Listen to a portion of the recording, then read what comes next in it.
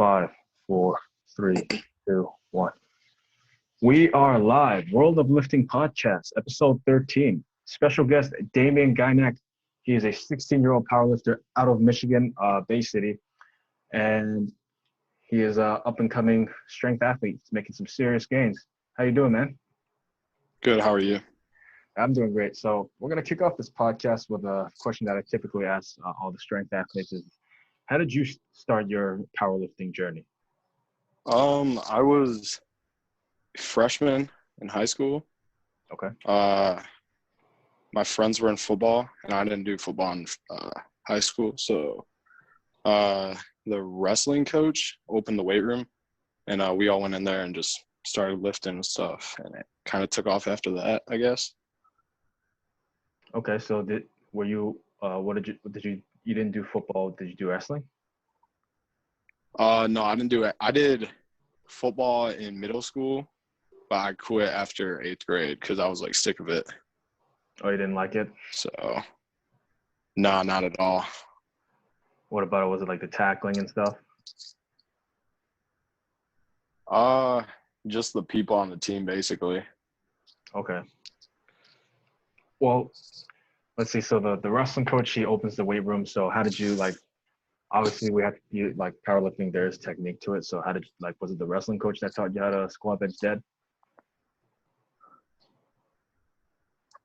He taught me, honestly, I don't remember if he really taught me form-wise anything. He taught me a few exercises to do that would accessories, but my form kind of just came naturally almost. Okay. I just kind of jumped in. Was fine, I guess, for the most part. Yeah, so you are currently still a sophomore, I think, right? Yes. Yeah, yes. That's crazy. You're only 16 years old. Yep. Yeah, and the lifts you're putting up are crazy. Knee wraps or not, you squat in knee wraps, 575. Yep, 575. I did a 530 single Tuesday, which was technically a sleeved PR, but it was super easy. So I would say around 550 in sleeves. Okay, so 575 in wraps and 550 in sleeves, and your bench is currently, I believe, 365.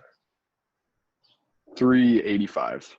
Oh, it's 385? Holy crap! How did I not see that? Yeah, 385 bench. My paused bench is, I did a 355 single last week, I believe, pretty easily. I would say it's around 365. I took a deload and maxed it out. So what? So deadlift wise, what are you pulling? 550. That's my worst lift. Oh, that's your worst lift? What? Yeah. Come on, 16 years old pulling 550? You gotta give yourself a little credit there. Yeah. But anyway, that's I gotta do the math there. So that's a 575 squat plus a 385 bench plus 550 deadlift. You're already at a 1500 plus total, and it's actually huge for someone that is 16 years old. That's That's definitely something I haven't seen for a while, and I've been powerlifting for not that long, but 4 years. But 4 years. So when you just started, and as soon as you got the form down, how fast was your progression like? So when I like I said, I started seriously my freshman year. Okay. So I went in to the weight room and I got a 195 pound bench, and that was in October, I believe, October 2018, and by October 2019, I was at a 310 bench, I believe. Holy moly. So yeah. Usually the bench is something that that progresses pretty damn slow in terms of the like novice lifters. Yeah, for sure. Increase your lift like over 100 pounds in 12 months. So is it a technique you used? I know. Yeah, I learned how to use my whole body basically to bench. That's what I learned how to use my back, my shoulders, my legs for leg drive. I learned how to, keep tight. Keeping tight obviously helps a ton. Makes a huge difference. Yeah, it's interesting because I went to Gaglione Strength to get some more tips on how to set up on a bench press, and there was a whole setup. Coach Benarakis, get a shout out to him. He took me through a whole setup. He like put me through an arch position, and he made me hold it there, and my lats started cramping. Like it was insane. Who did I learn? So I just learned over the months. I talked to people. I watched a lot of videos, and the one that really where my bench form's most comparable to is I don't know if you know who Scott Meldonson is. I think that's how you say it. He benched Scott Meldonson. He benched over like 700 raw. I watched I think I watched his video, and I basically just follow his technique for bench form. You see that crazy picture with Scott Mendelson where he's all purple and red? Yes. When he tore his pec. Oh my God. Tore his pecs, yeah. Yeah, it was for sure. Complete separation. Oh my God, that was brutal. But yeah, still respect to those athletes. Those guys are crazy. For sure. I keep forgetting. Is Scott Mendelson still in the game? I believe he's doing he's always been a equipped lifter, I believe, for the most part at least. So he's been bench shirt. But he's doing equipped at the moment, I believe. Speaking about bench records, the crazy man out here, Julius Maddox, I think he recently benched 700 for 4, paused, something insane like that. Yeah. Yeah, he's going for the 800-pound bench press in about a month, I think. I don't know. Yep. June 28th, I believe. Yeah, he's crazy. Or even before that, I don't know. He's definitely breaking all those records. Oh, for sure. He broke it like what, 2 times, 3 times? At least 2 times, yeah. Yeah, I think the one before that was Sarichov from Russia. Yes. And then I don't know how to say the guy's name, but he got like 738 or something like that, I believe. Yeah. Yeah, and it was clean too. Very. Maddox comes out of nowhere with this freaking insane genetics and just blasts everyone out of the hole. But I know. It's crazy. But back to your progression. Let's talk about squatting because that's where I live. That's my best lift. I love squatting. So in terms of low bar, high bar, where have you leaned towards? Low bar for sure. Bar? I did high bar up until I hit 405 on squat, and it was horrible form. I have a video of it, and I just like to go look back at it and laugh at it because it was so bad. So I saw that I had a problem. Like it was falling, like it was like crushing my neck basically doing high bar. So I was like okay. A excessive forward lean kind of thing? Yes, like my neck like went backwards. Like that's how much pressure was put. So I saw I had a problem. So I switched to low bar because I saw that's how everybody else, squatted and whatnot. And I believe I hit 405 squat June 2019, and then I switched to low bar, and then I hit 500 in December. What the fuck? Or no, January 2020. Yeah, usually, I've actually tried low bar, and it's definitely not for me. It's because low bar, high bar, it definitely differs in like the types of body type you are. For sure, yeah. My body prefers high bar just because my legs are short as hell and my torso is really long. So for sure, yeah, I can stay upright as hell.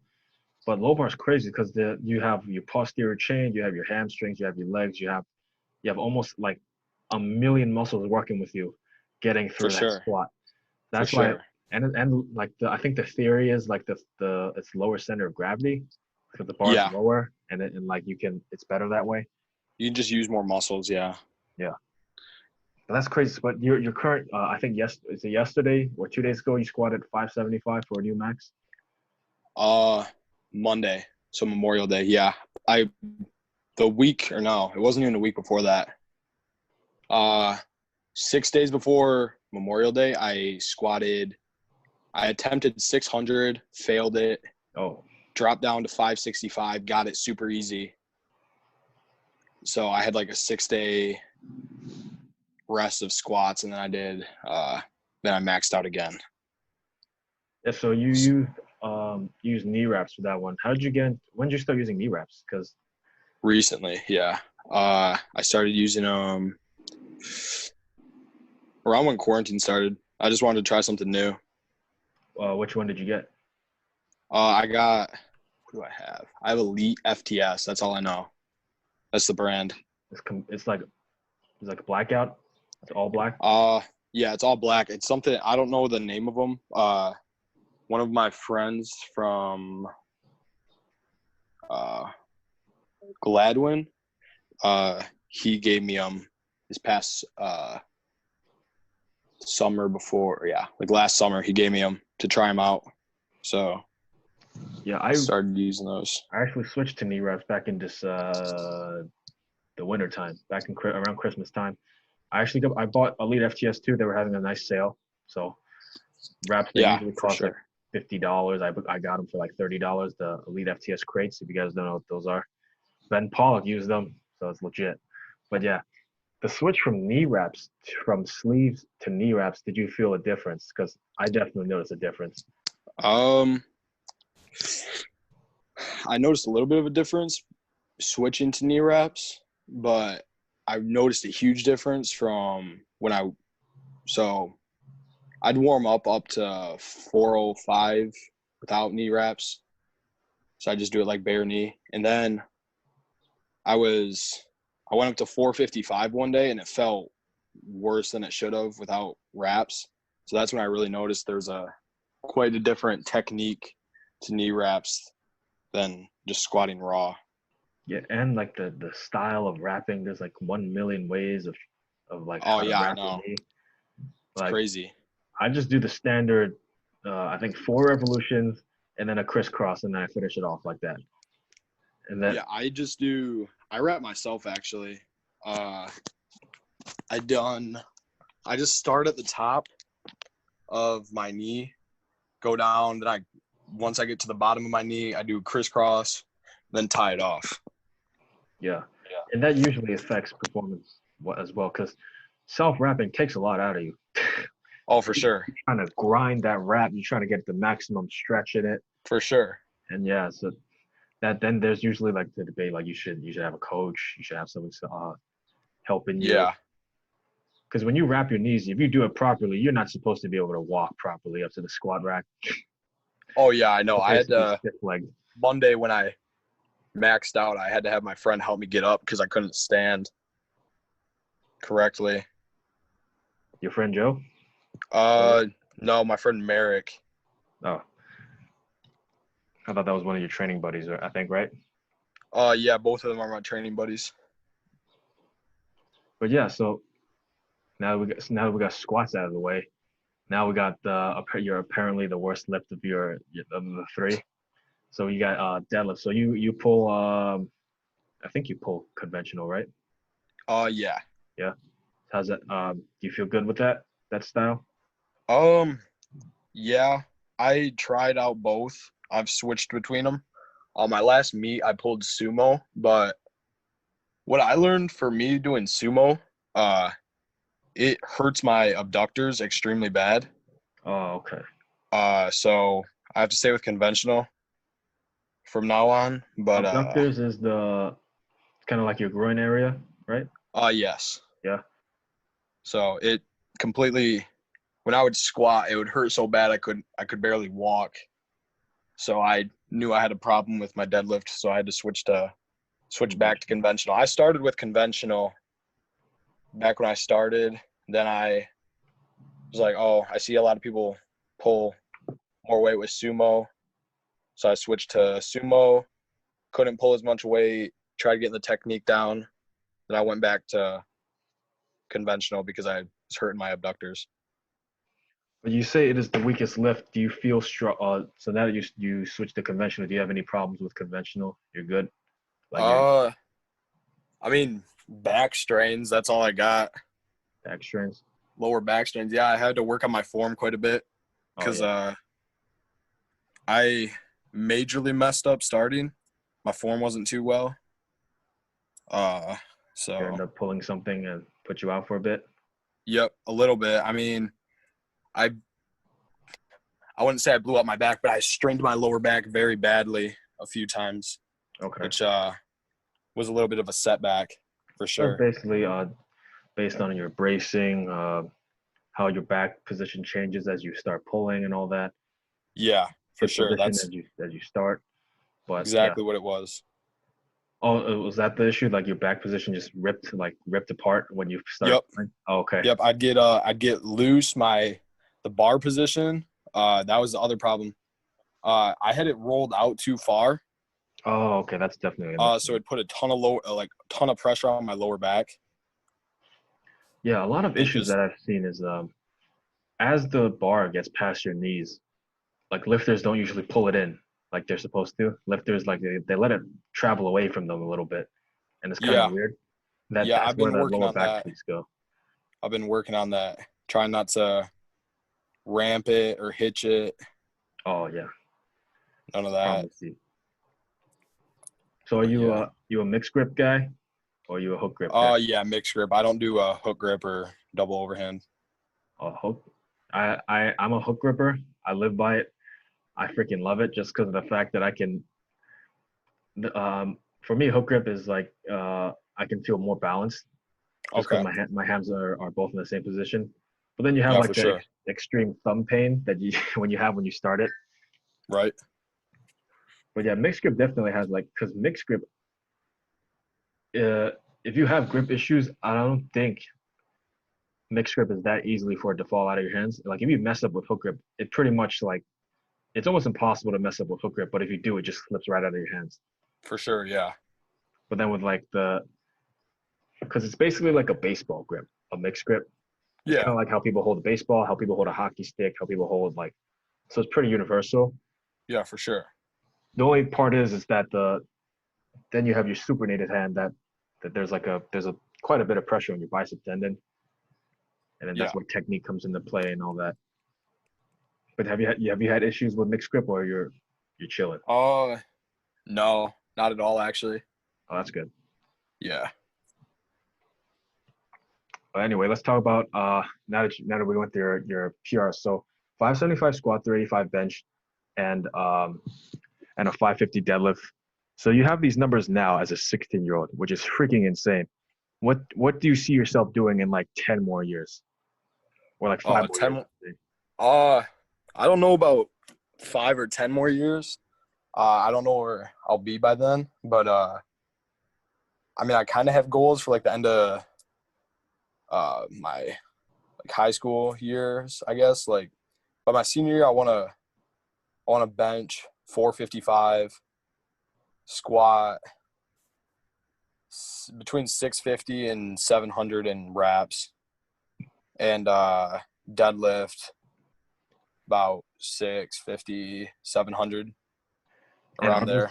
Are those numbers you just aimed for, or are those numbers specific records in powerlifting? Those are just numbers I aim for, but I do believe those would be. Those have to be world records. I don't know what the world record is for the 18 through 19, but I know for the 220 class, 16 through 17, it is raw. I can definitely think I can do that by 17. It's 1565, I believe. The total? Yes, definitely you can get that. 16 through 17, 220 class raw. All right. Well, that's in about 2 years then. Yeah, about. All right. So Obviously, you've been lifting for 2 years or 1 year. Not even two. Almost 2 years. About a year and a half, a little over. Okay, so not that you're a beginner, but you're still like you haven't put in like an extreme amount of time in yet.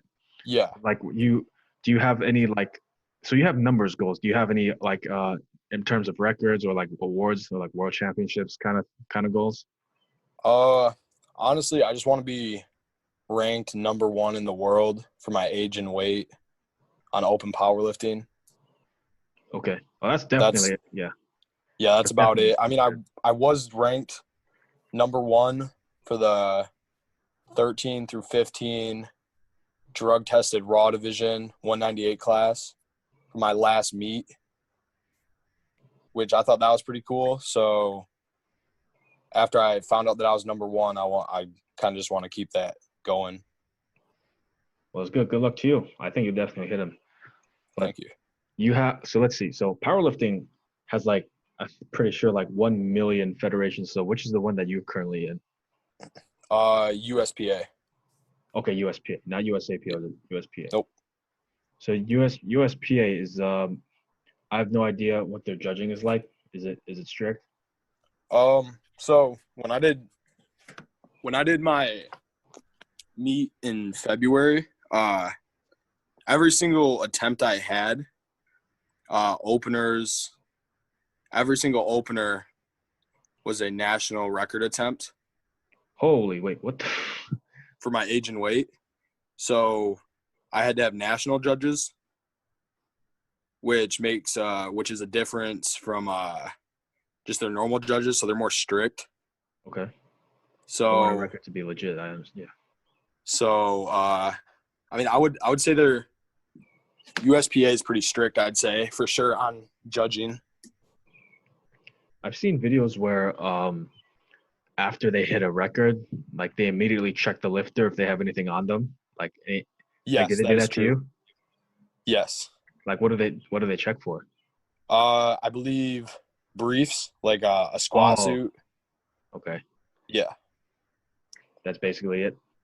Yeah, I'm pretty sure that's all they check for, really. I mean, you obviously really can't hide a bench shirt under your t-shirt. Yeah.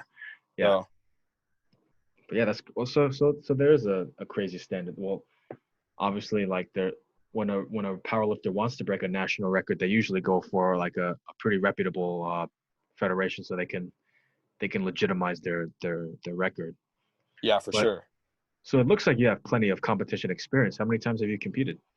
2 times. I did one in my first meet was in August 2019, and I broke one drug tested national record. I didn't even realize it. I had no idea what I was doing through that meet. I didn't have a coach.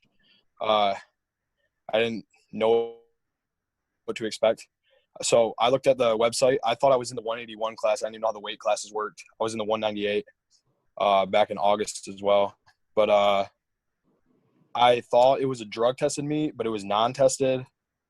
But I did break the national non-tested 198 deadlift record for the 13 through 15. Wow. So you didn't even know. You were even trying to go for it. I was trying to go for the drug tested total, but obviously it was a non-tested and the total was different. So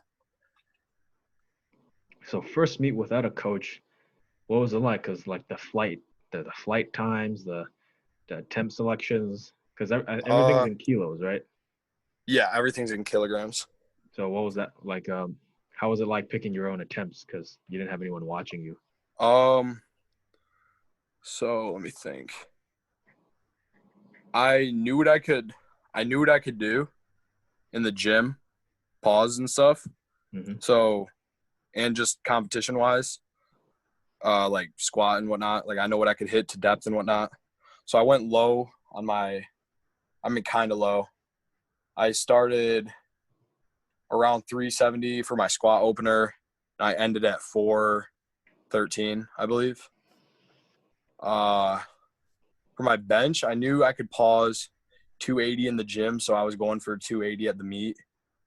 So I started with 260 pounds for my first attempt, and my third attempt was 281, I believe. And then my deadlift, I thought I pulled 500 in May, but the weights were apparently off a bit, so I pulled – what did I pull? At my meet, I pulled 485 for the national record. That was my second attempt, and I got 2 reds on my last attempt for 496 because of ramping, apparently. Is that the same thing as hitching, or? Slightly, yeah. Okay. Is USPA a federation that uses a deadlift bar, or is that a stiff bar? Yes. Texas deadlift bar, I believe. Oh, Texas deadlift bars are nice. Yeah, they whip. I know. Good. Yeah, usually when when you're in a gym that trains and that only has stiff bars, attempt selection can get tricky just because. For me, transitioning to a deadlift bar, it was very easy. I was able to pull like very good numbers. So I kind of underestimated it because I thought that the meet was going to have a stiff bar. I ended up pulling like a PR, and it was like way too easy. So for sure. That happen to you? Definitely makes a difference. Yeah, I heard lifters usually have problems with like they lose it forward. Like if the whip is too much for them, they end up dropping it or something. Yeah, I've seen that. So what did the whip do for you? Was it better? I don't really have a problem with that either. Like, the whip doesn't like phase me, I guess. Like, it doesn't like shock me when I like get it halfway up or whatever. I train on a stiff bar. That's all I got. Okay. So going to a Texas deadlift bar just feels better, I guess. Just like moves way better than it like on a stiff bar, obviously.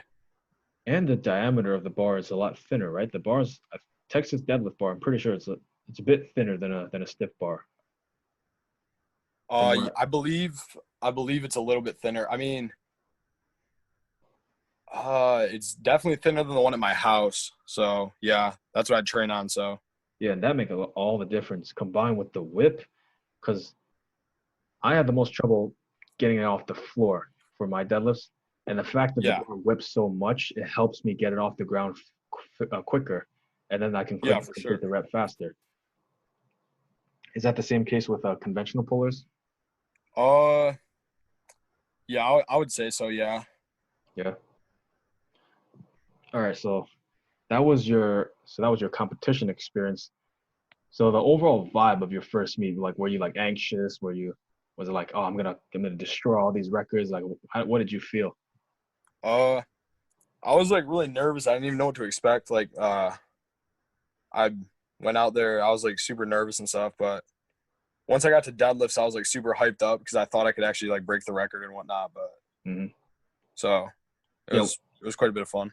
I feel like once you get after your first attempt in squat, then you settled in. Then you're not really that nervous anymore because you're all for sure. But yeah, so now that you have this sport of powerlifting, so you haven't really had any other sport that you were dedicated to before this, right? Yeah, I wasn't really. I mean, I liked football and stuff in middle school, but I wasn't like huge into it like I am powerlifting. So powerlifting. So what does it mean to you? Do you like, as a sport? Do you think it'll carry you throughout your whole life? Yeah, I'd say so for sure. Like, I see myself doing this when I'm an adult and whatnot. Like, I plan on getting my coaching certificate when I'm 18. So these coaching certificates, are they specific to federations, or is it like? No, I'm gonna do like online coaching specifically for powerlifting, probably. Okay. So yeah. I can definitely see myself doing this when I'm an adult. So what do you think powerlifting has done to you physically and mentally? But I mean, obviously, it's made me like bigger and stronger looking. Mm-hmm. It's made me more like disciplined too, I guess, because obviously there's a lot that comes to lifting than just going to the gym. There's like eating, sleeping, So it's definitely made me more like disciplined, for sure. Most definitely, because now that you have a goal in mind, you're like, yo, I want to smash this record. You got to get up. Well, I don't know how you train, but like you got to get up at a certain time. You got to eat this. You gotta be Yeah, able for to sure. focus on It's certain days. I have a schedule for sure, for the most part at least. So program wise, are you on anything right now? Yeah, I have a coach.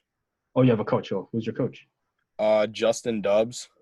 Justin Dogs. I believe he's from Texas, but he's been coaching me since October, I believe. And he's made a huge difference. Yeah, so you have someone that you have accountability now. Now that you have to complete these workouts. Now you Yeah, have to for deal with sure. It these keeps me on numbers. track and everything. Yeah, and it's better to have a coach, I believe. It's because this as an athlete, you want to focus on being an athlete. You don't want to constantly be being able to have to like you have to self program all the time. You have someone else that can do that for you, and you could just Yeah, focus it on just lifting. definitely helps. Like, honestly, I don't even know. I mean, I feel like I could probably like self-program myself, but I feel like it probably wouldn't help. Like, I wouldn't make as much progress as quick. Yeah, most definitely. Coaching it definitely opens a lot more opportunities in your strength. But anyway, let's talk about this. So powerlifting, in the recent years, the standard is growing higher. It's the sport. The amount of lifters that are coming in that are strong as hell is growing like crazy, and it's crazy because you're a part of this. Because you're 16, and I don't think I know any other 16-year-old that can squat as much as you can or benches 385 bench at 16. Like what the fuck?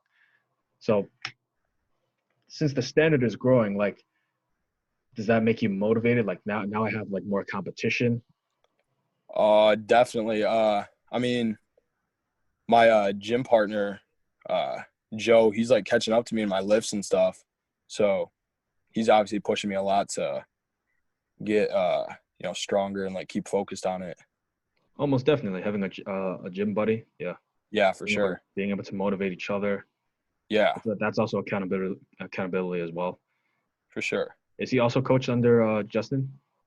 Um, Basically, I mean, he just follows what I do. Oh, So okay. But anyway, now let's get into the dark side. Well, it's not. I don't think it's a dark side anymore, but the fact of steroids and powerlifting. What's your take on this?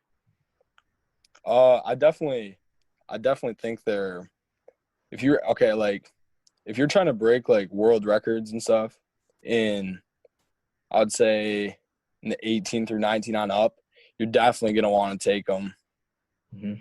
because like guaranteed the guy like I'm not saying like for sure, but most people that are having those world records are definitely probably taking them.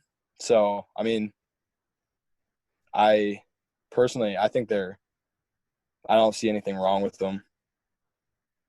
Yeah, I personally don't either. I don't even use them, but I personally don't think it's a problem because if you look at the Arnold Strongman Classic, they don't test at all. They just let Yeah, them. for sure. They just let them lift. They just let them 1,000-pound deadlifts. Because so let's see. So you remember the Lance Armstrong issue? I believe so. Yeah. Yeah. So that this crazy Tour de France. He's like a cyclist, and he ended up getting caught. He tested positive for whatever the hell he was tested positive for, and they stripped him of every single award that he got. And I think that's kind of I don't think that should be a problem because the top 20 guys also tested positive, and it's just like Yeah. it's a part of the game. Yeah, for sure. Because if you want to see like human potential growing even higher, it's gonna be a part of it. Like steroids are gonna be a part of it. This Oh, for sure. yeah. For sure. like someone like Thor and like because he recently pulled 501 kilos. Like he's a good dude and everything, but like if you're gonna expect that he's natty, that's kind of like naive. Yeah, for sure. Definitely. Yeah. But anyway, the now that we have injectable steroids, now we got new stuff. We got the SARMs, the selective androgen receptor modulators, which is apparently created without the with a lot less side effects. And we see I think they're trying to get a law for it to be banned. Yeah, for sure. What do you think about SARMs though? I mean, I think they're I would say they're definitely useful as well. Same with like injectables. Like I said, I don't really have a problem with any of that. Mm-hmm. So let's see. So in terms of injectables, in sports, the most common thing is it's probably testosterone. Yep. Typical. They inject. I think I don't know how much they inject, but enough to the point where they have a crazy boost. And now the common misconception is all you had to do is inject something. Yeah. But you still have to train your ass off. Oh, like for sure. It's definitely not a magic pill. Oh, definitely. It doesn't even exist in this world. You still have to bust your ass in the gym, 5 a.m. workouts, diet correctly. For sure. It's definitely, I guess, the ugly side of the sport, but it's a part of it now. It's something I think that should be more accepted, to be honest. Yeah, I definitely agree with that for sure. Yeah. But anyway, let's see. So in terms of USPA, do they do testing? They test, right? You can sign up for certain meets. Like there's tested and non-tested. Like I said, my first meet was non-tested, and my most recent meet that I did in February was drug tested. So who do they test? Do they test whoever makes the podium, like first, second, third? They test 10% of the lifters randomly, I believe. But if I'm correct, I believe it is the top. Usually the people that make it, top Wilks, they usually get tested. Okay. Well, that makes more sense because for sure they're on something. So I guess, did they come up to you? Like they just signed this? I'm trying to think. I believe they made an announcement on who's getting tested. Like before the meet happens? After. Oh, after. Okay. All right, that makes more sense. So I think there are specific federations in the powerlifting world that are catered towards the guys that are using stuff, and it's like completely untested. I don't know which federations those are. Do you know? I believe APF. I don't know if they have any tested or non. Like I don't know if they have two choices, but I'm not 100% sure what has just non-tested as a category. But yeah, all we're trying to say is that it's a part of it, and because I've spoken to people where they think that they're completely against it. It's horrible for you. I'm like, dude, it's a part of it, Yeah, I truly don't think it's I mean, if you abuse it, definitely, if you abuse anything, it's bad for you. Yeah.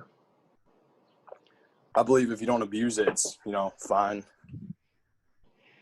But then the thing comes along, an athlete that takes this amount of stuff, the other athlete's going to be like, oh, they take this much? Yeah, I'm going to take double that. And maybe it'll help me. And then it completely, Then it goes out of control, Yeah, for sure. But yeah. But now we have this crazy situation of this COVID-19 crisis, the pandemic. Obviously, it's something not to be taken lightly. It's something that could get you really sick, and like I think 100,000 people in the U.S. have died already from this, and like I think 1.5 million people are they still have it, and like only 400,000 people have recovered. But even though even then it's a big problem. So during this whole lockdown, how have you still been training? It's been actually better because I've been able to focus up more on lifting and eating and sleeping because I got like a home gym and whatnot. So it's been like a lot better for sure. Oh, you have a home gym. Well, that's really nice. Oh, I know. So what I saw on your Instagram, that was everything that was in your house? Yes. Oh, nice. So you have a nice rack and bar? Yes. So how much weight do you have up to? I believe like 720 pounds. Holy moly! No, that's definitely enough for a good workout. Oh, for sure. Yeah. So is that the only thing there, or do you have like dumbbells and stuff? I have dumbbells that go up to 100. And I have dips. And on the power rack, it has a pull-up bar. Wow, you're definitely workout wise, you're definitely doing a lot better than me at least. I barely have anything to work out. I basically have my body weight to work out with, and like I have like a couple of kettlebells that I work out with. But yeah, that's a good part. A lot of people, fitness companies are making a lot of money these days. Yeah, for sure. Everything is 100% sold out. Yeah, weight wise. it's hard to buy anything. Like I just wanted to buy a pull-up bar to put to my doorway, and even those are sold out. Like it's getting crazy. Yeah. But yeah, everyone was scrambling to buy this stuff. Now they have the do it yourself thing. You know, have you seen those? The people that are making like squat racks out of wooden planks. Yes, I have. Yeah, one of my friends actually did that. Is it supporting the weight good? Yeah, I would say so. Oh, that's good. Yeah, I think during this pandemic, it's definitely forced people to be more creative. For sure. But besides like besides like the lifting side of this whole lockdown, have you learned anything more about yourself during this time? Do you think it's like anything's changed? I mean, I learned that I can like work harder, I guess. More hard work. All right. Well, it's not a bad thing at all. Yeah, that's about it. So no, like, do you think it's solidified your relationship with your? Actually, does your family support your powerlifting? Yeah, they definitely do. Like they go to your meets and stuff. They support you. Let's go. Yeah, they come to my meets and stuff. Yeah. Well, that's good. The typical family I would see is like, oh, you're gonna hurt your back. Don't do it. We're like, yeah, for sure. Yeah, that's basically my situation. But I gotta convince them that lifting is therapeutic. It's like a rehab. For sure, yeah. I had someone back on this podcast. His name's Jacob Hill. I'm shouting him out again. He has a back issue called spondylolisthesis, and if you don't know what that is, I think that means he had a fractured back, and he had a few pulled discs in his back, and the pain improved when he deadlifted with the right form. So it goes to show, lifting with the right technique, right frequency, it definitely helps your body. Oh, for sure. Yeah, but obviously 100%. if you're an idiot and like you pull with a cat back, then that's when your issues will come. Definitely, for sure. Yeah. But anyway, so let's see. Have you had any inspirations in this sport? I mean, there were some people I like looked up to, I guess. Starting, and I saw like people like Eddie Hall. Like that was one of the things that like got me a little bit started. Like I saw him deadlift 500 kilograms. I thought that was kind of cool. So that was like one reason I thought lifting was kind of cool. And then like I would say I like looked up to people a little bit, but just more like meeting people like from the gym and stuff that were actually like legit and like knew what they were talking about. That was more of what it was that I like looked up to. Also, like a community in your gym. Yeah. Okay. Well, that's definitely good. So, like, do you have so is Eddie your only guy? What about like the big names like Larry, Dan Green, Kevin Oak, guys like that? I mean, I kind of looked up to Larry Wheels, I guess. I knew who he was when I first started. I thought I was crazy, like the stuff he was lifting. Yeah. So he's definitely one that I would say was a little bit like motivation, stuff like that. Yeah, back in November, he competed pretty close to my area, so I went out to watch. And I was able to meet him. I shook his hand during his warm-ups and snapped a quick selfie, and I let him get on with his lifting. I didn't want to interrupt him. But when you meet someone that strong, you're like, what the fuck? Like, because he was attempting to break Lily Bridges' total record that day, but he couldn't get it that day. But it was crazy. He had like 900 on the bar, and he got it halfway to his knees, and then he ended up dropping it because of a torn callus. Yep. But it was crazy just watching that level of strength. Like that definitely inspired me. For sure. Yeah. So what's like the heaviest lift you've ever seen, like with your witnessed, like with your own two eyes? I don't think. I mean, I think at my last meet, I saw somebody deadlift like 750 pounds. Oh, that was, I think, the biggest weight I've ever seen lifted.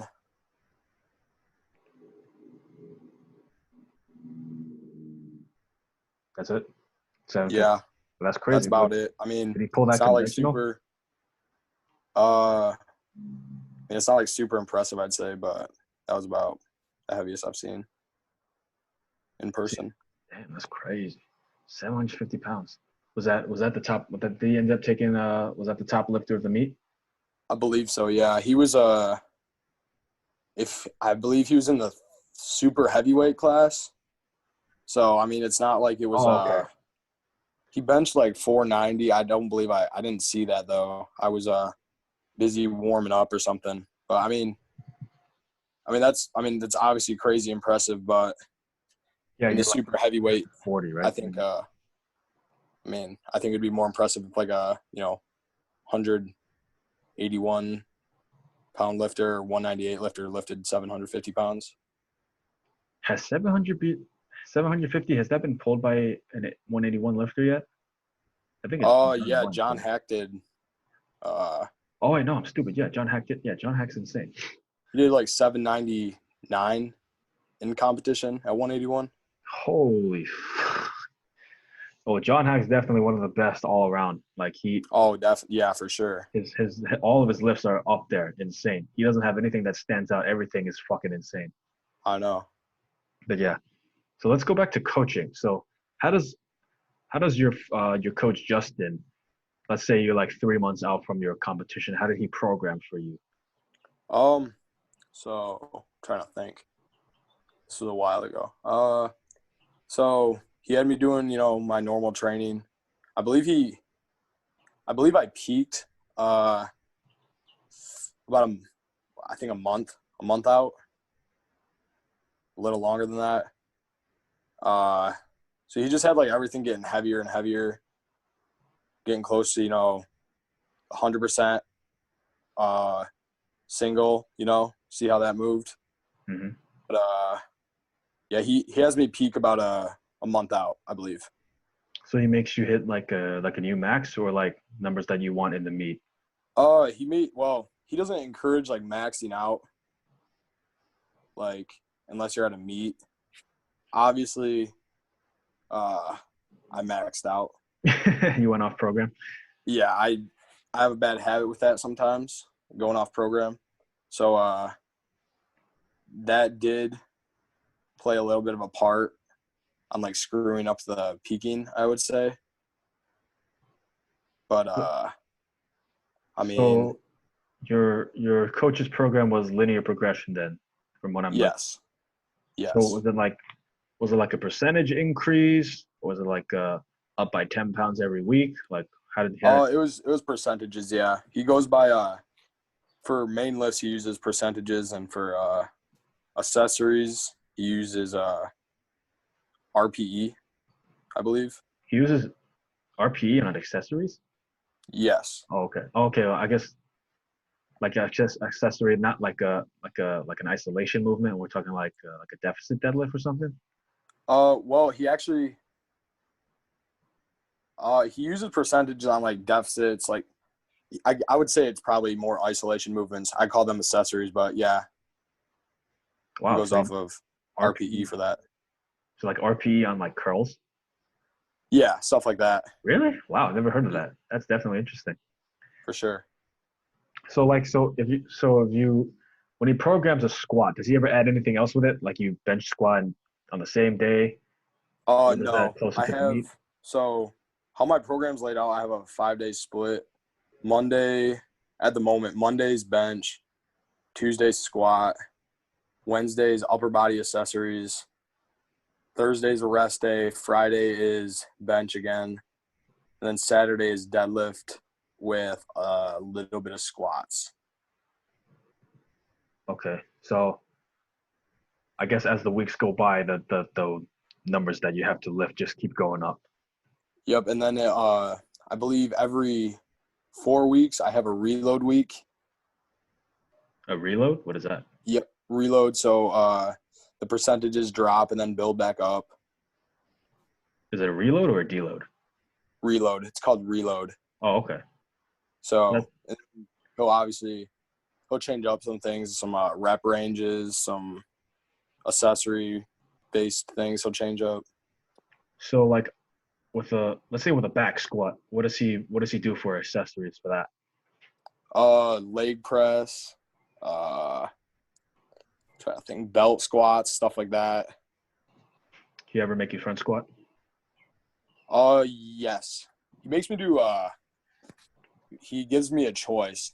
He gives you either high bar squats or front squats. You get a choice. Oh, okay. Yeah, because those definitely target the quads like crazy. 100%, yeah. But yeah, so for bench, what does he make you do for accessories? Dumbbells, dumbbell shoulder press, flies, Okay. stuff like that. Just basic stuff, basically. Does he make you do barbell overheads? He hasn't had that scheduled. I asked him about it, and he said I can sub it in. Mm-hmm. So I do. That's like another choice thing. Yeah, I do overhead press sometimes. Okay. So now this part is interesting. I've always wanted to know what people do accessory lifts for deadlifts because I've been trying to change up my thing. What does he make you do for that? He has me at the moment. I believe he has me doing straight or like Romanian deadlifts. Okay. Romanian deadlifts. So that obviously works the hamstrings a lot. Yeah. Banded hamstring curls. He has on my deadlift days leg press as well and high bar squats. Oh, for deadlifts? Okay, that's interesting. Yeah. I would say high bar squat helps a little. I mean, it's not like specifically for it though. So when he programs these squat, bench, deadlift, what kind of rep ranges does he like? Does he like the 5x5? Does he like 5x7? What does he do? He usually changes it up actually. Okay, just keep you. It can change by the week. Okay. So there's no set number. So it's always moving around. Yep, moving around usually. Oh, all right. So let's say about for like a reload week, how much does the percentage drop? So for a reload week, it's usually around 60% or lower. Okay, of your max. Okay. So he may have me do like bench press, just for example, 5x5 with 60%.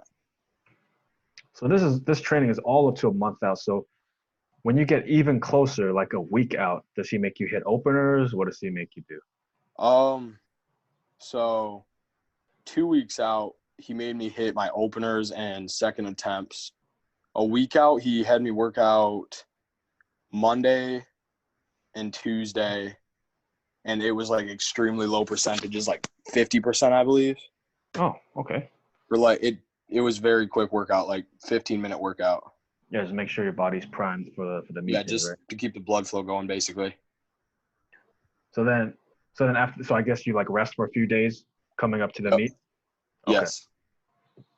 So during those rest days, do you have to do any sort of weight cut, water cut? Like, are you always on weight? So for this meet, like I said, my most recent meet, I was going for national records, and I got every single one of them. But for the 198 class, and I was pushing I was like close to the 220 class. Okay. So I wouldn't say I like had to cut. Basically, the day of weigh-ins, I just didn't eat much at all. So until were you trying after to weigh-ins, and I stuffed myself basically. So which class you were trying to make, the 220 class or 198? The 198 class, because I was really close to the 220, and the national records would have been way harder. Oh, so we're really close to 220, like as in like you were 219, or were you like? I was like 197. Oh, so if I was like, okay. So if I gained, one more pound, I'd be 198. That's the max you can be for you're in the 220 class. So you mean like you were close to breaking into the 220 range? Okay. Yes, that's what I was. Yeah. Because I was like, yo, if you were close to like the actual number 220, I'm like, Jesus Christ, that's a huge water cut. Yeah, yeah. Yeah, and water cuts are definitely not fun. No, I did not feel like doing it. Basically what I did to just stay in the 198 class was I just didn't eat as much or drink as much that before weigh-ins. So the weigh-ins were a day before. Yes. Okay, well that's definitely a good advantage. Imagine For weighing sure. in the day of. Oh, that'd be terrible. Yeah. So I'm guessing after you weighed in, you just fucking stuffed yourself. You just ate everything. Yes. I was like I wasn't feeling good even because like I was so hungry and like I just felt like crap basically. Yeah. Well, for me, I didn't even eat much even when I was cutting. I just felt so nervous for the meat, and I was like, oh, I gotta do well. But For sure. yeah. But yeah, that's basically the whole podcast. Thanks for being on. It's been a pleasure talking For sure. to Thank you for having me. Appreciate rising it. up and comer with your 575, 385, and 550 year. You're gonna hit some crazy numbers one day. Good luck to you, man. I appreciate it. Thank you. Yeah, man. Signing out, guys. Peace.